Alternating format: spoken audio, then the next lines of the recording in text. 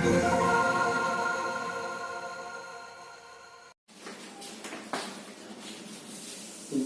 morning, all of you. Myself Rajiv Shah.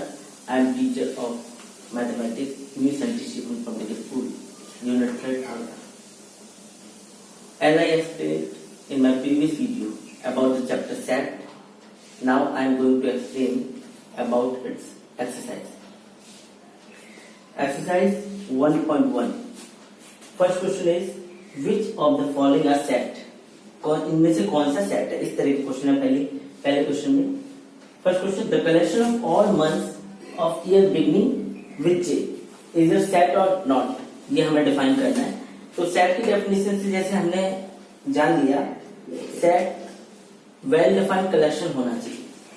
तो well defined collection है ना. अगर मान लो ए सेट, इसे हम ए से नोट करें सेट को, तो इसमें कौन कौन से मंथ आ सकते हैं? पहला आ सकता है जनवरी, ठीक है, जे लेटर से स्टार्ट होने वाले, फरवरी, मार्च, अप्रैल, मई, जून, फिर आएगा जून, जुलाई, अगस्त, सितंबर, अक्टूबर, नवंबर, दिसंबर, जनवरी. अब कुछ नहीं है, ठीक है. Then only 3 months which is starting from letter J. That's your set. इसी बेसिस पे अगर दूसरा क्वेश्चन देखें, the collection of 10 most talented writers of India is it set? No, this is not a set. No, this is not a set. Reason, क्योंकि 10 most talented writer we have not defined the criteria. किस basis पे हम 10 most talented बोलते हैं, तो हम इसे define नहीं कर सकते. This is not a well defined collection, so this is not a set.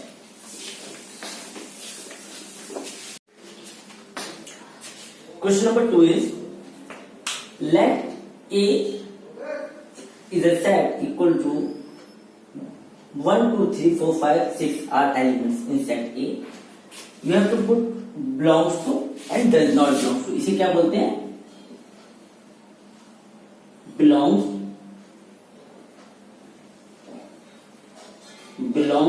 to, और इसे बोलेंगे does not belongs to. belongs to और does not belongs to. तो देखो 5 जो है वो ए सेट में है, तो इसका मतलब बिलोंग कर रहा है, ये सिंबल है. 8 इस सेट में है क्या? नहीं है ना, तो इसलिए इसमें डज नॉट बिलोंग है. इसी तरह से 2 इसमें है, तो इसमें मतलब बिलोंग्स. सिंपल, बहुत आसान है. क्वेश्चन नंबर 3 है, write the following in roster form. Roster form आपको बता चुके हैं कि ये आपको सेट बिल्डर फॉर्म में दिया है, आपको रोस्टर फॉर्म में कन्वर्ट करना है. यानी कि आपको एलिमेंट्स लिखने हैं ब्रैकेट के अंदर. तो रोस्टर फॉर्म में क्या होगा? इसमें लिखा है x such that x is an integer and x is greater then -3 but less then 7. x एक इंटीजर है और जिसकी वैल्यू -3 से बड़ी और 7 से छोटी है. तो कौन कौन से एलिमेंट हो सकते हैं? हो सकता है आपको -6 से बड़ा इंटीजर वैल्यू लेनी है आपको. -1 0 हो सकता है, 1 2 3 4 5 6, बस 7 नहीं हो सकता, 7 से छोटा लेना. This is an roster method. That's your answer. इसी तरीके से write the following in set builder form. Set builder form में इसे लिखना है. देखो आपको ये एलिमेंट दिए हुए हैं 3 6 9 12. मान लो एक सेट ए है, इसे आप कैसे लिख सकते हो? इसे लिख सकते हो, ये अगर हम ध्यान से देखें तो ये 3 के मल्टीपल लिख रहे हैं. 3 0 3 3 3 9 3 4 12, लेकिन 4 है multiple.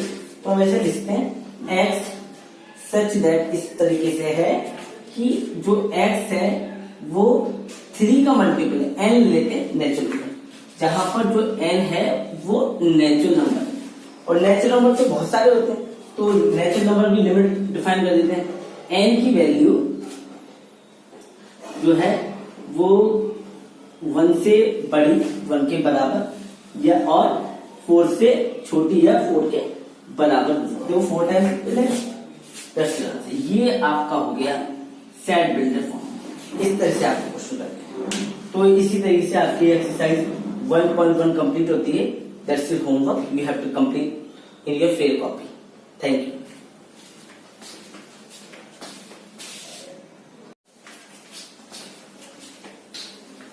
Now I am going to explain exercise 1.2।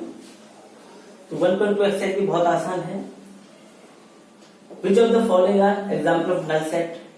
मैंने अपने प्रीवियस वीडियो में आपको सभी सेटों के बारे में बता दिया था, नल सेट क्या होते हैं या ऐसे एम्प्टी सेट भी कहते हैं, और भी सेट, फाइनल सेट, इनफाइनल सेट, ठीक है, और पावर सेट, ये सभी सेटों के बारे में मैं प्रीवियस वीडियो में बता चुका हूँ आपको। वो प्रीवियस वीडियो जरूर देखें, ठीक है। Set of odd natural number divisible by 2, क्या ये नल सेट हो सकता है? तो ऑड नेचुरल नंबर यस होगा, कोई भी ऑड नंबर 2 से डिविजिबल नहीं होता, ठीक है। तो ऐसे सेट को बोलते हैं नल सेट, जिसे 5 से नोट करते हैं, आपको बता चुके हैं। तो इसका answer yes, it is a null set.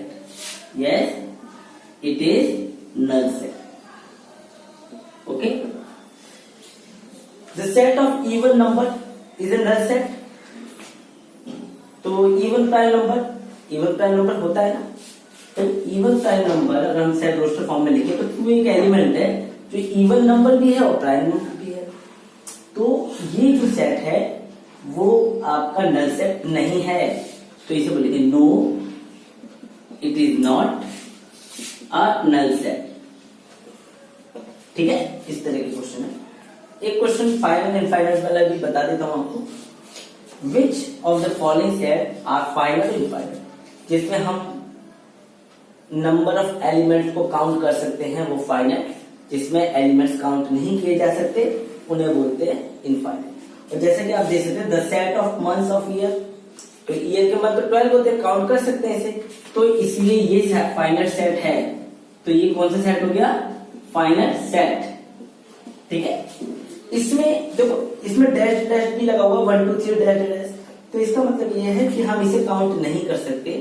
जब इसे काउंट नहीं कर सकते तो इसका मतलब ये है this is infinite set, infinite set. तो एक्सरसाइज 1.2 इज वेरी इजी, ये आपको खुद करनी है। Exercise 1.2 I have explain about set and there types, it's so easy. If you will have any problem regarding this exercise, you can ask in WhatsApp. Okay, thank you.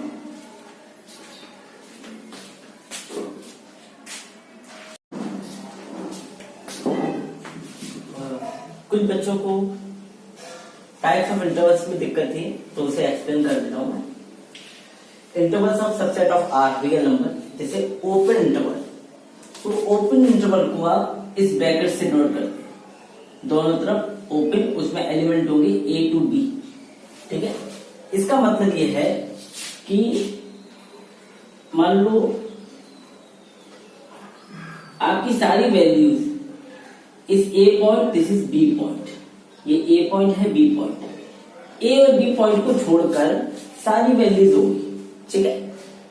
ए और B point को छोड़कर सारी values भी होंगी। अगर by the way आपके पास लिखा है 5 to 10, तो इसका मतलब ये हुआ 5 और 10 वैल्यूज को छोड़कर ये सारी वैल्यूज जो हैं, x जो हो सकता है वो ग्रेटर देन 5 और लेस देन 10 होगा। ये ओपन ब्रैकेट के सिंबल। इसी तरह से यहां पे बना सकते हैं x is such that x is greater than a but less than b, ये open interval. Similarly close interval अगर आपको लिखना है a to b, तो आपको क्या करना होगा, इसमें इंक्लूड है, ये क्या है इंक्लूड, इसलिए इसे मैं फिल कर देता हूं, ठीक है।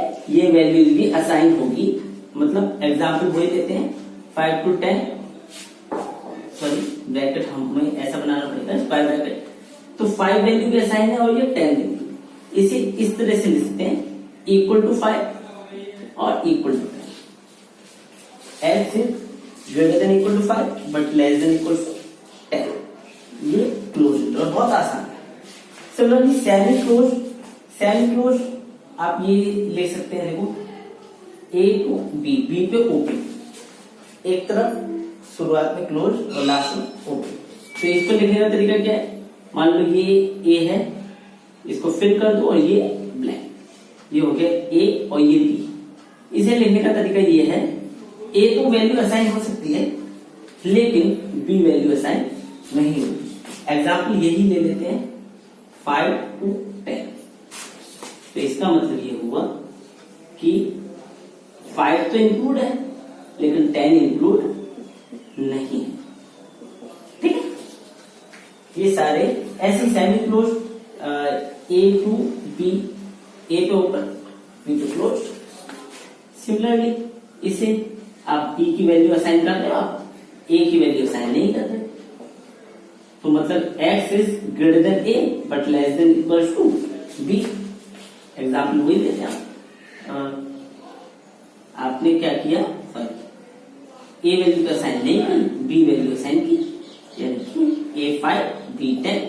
तो X की value greater than 5 but less than equals to 10।